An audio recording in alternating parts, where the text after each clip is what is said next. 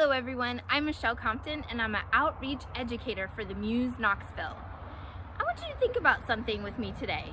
Clouds. That's right, we see them every day. They're always above our heads and there's many different kinds, isn't there? But did you ever wonder how clouds form? Well, we're going to bring some weather inside this room that you're at right now. That's right, we can make a cloud, our own cloud, in a bottle. Let's get started. All you need is a bottle, you need some water, and you need some matches. That's it. I bet you have those things around your house, don't you? All right, well, I have my bottle here, and I need to make sure that it is filled about 3/4 of the way up to the top. That works good for this particular type of bottle. And I'm going to tightly screw on the cap so none of the water splashes out, because the next step that I need to do, it's very important to have that cap, we don't want to get wet, is that we're going to shake it.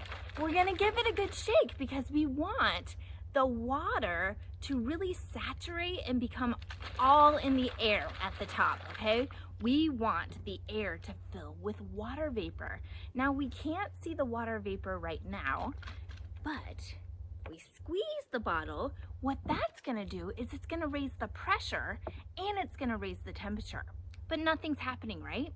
That's right. We need another ingredient to make our cloud in the bottle.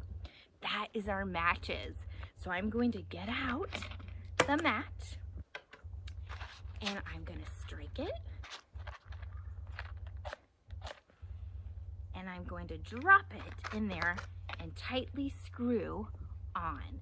Now, what is happening is that there are dust particles coming from that match. So when I squeeze and raise the pressure and raise the temperature and then quickly, do you see that? I'm gonna come a little closer to you. All right, I'm gonna come closer so you can see the magic happening. It's not magic, it's science. I'm gonna squeeze, raise the pressure, raise the temperature, release. Did you see that little cloud? Let's try it one more time.